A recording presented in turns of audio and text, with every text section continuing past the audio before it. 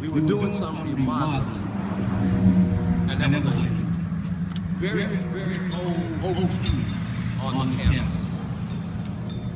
And the contractor said the tree needed to be removed because it was in the way of progress. And you cannot believe the public outcry about removing that old oak tree.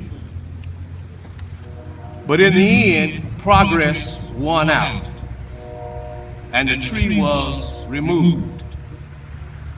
I was watching TV a few evenings ago, and I was watching the efforts of some individuals to save the killer whales. They were out in the ocean, all over, from America to Norway, fighting to save the killer whales. And on my way over this afternoon, I thought about Mr. Isadore. I first met Mr. Isadore when I was running for public office.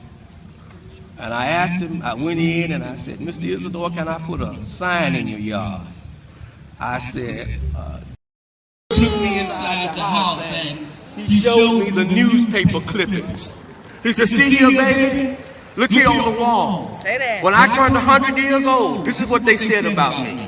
Read this, baby. Look here, baby, look at this. Read this, baby. Oh, yeah. I believe in God, baby. The Lord will make a way, baby. And I said, well, Mr. Isadore, what about that sign? No, baby, I don't know you. I know Mr. Brown, but I don't know you. Maybe next time. So the next time I went by to see Mr. Isadore, and a couple of years had passed, and he knew my face, but no, I don't let nobody put a sign up with Mr. Brown. No, Mr. Brown is the only one can put a sign up on this corner. I said, Mr. Isadore, I respect that. We went inside and we talked about the Bible again. Okay. And so I was just so impressed. I never got to know my grandfather. My grandmother lived to be a ripe old age. But I never got to know my grandfather. And for just a few moments there, in his little small home, I felt like grandfather was talking to me. When he said, baby, never mind my accolades, my position in the community, my education, my social standing, baby. Has anybody called you baby lately? Anybody called you baby lately just out of the kindness of their heart? Because they love you, they love people? That's the kind of person Mr. Isadore was. A person that loved people. And as I close, and again I want to thank you for this opportunity to be of service. But as I close and I reflect back on the fact that a man could live 107 years off God's grace, and his life could be taken in a twinkling of an eye. Say that. Because of man's haste. Say that. I say to you tonight, those of you who are gathered, Pine Bluff has a lot to be proud of. A lot to be proud of. A lot we can boast about. Say that. Then Pine Bluff has a lot to be ashamed of. Say that. A lot to be remorseful of. Say that.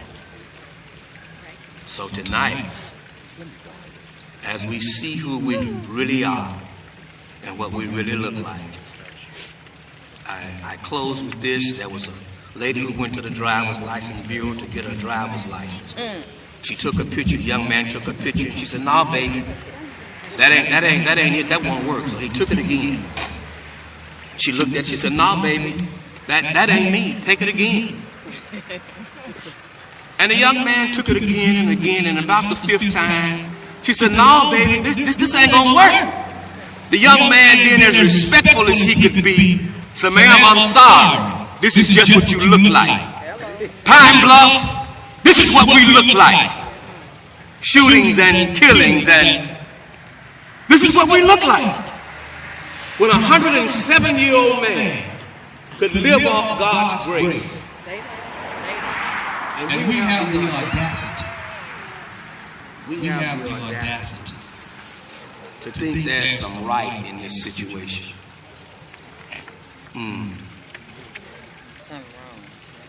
As we leave here tonight, our prayer needs to simply be that if God decides to allow us to live another day, that it will be our job, our task, our prayers tonight, to ask God for the will, the fortitude, the attitude, the strength to be more loving, kind, gentler, better men, better women, better husbands, better wives, better children, better citizens, and most of all, better leaders for those of us who profess to be leaders. Say that.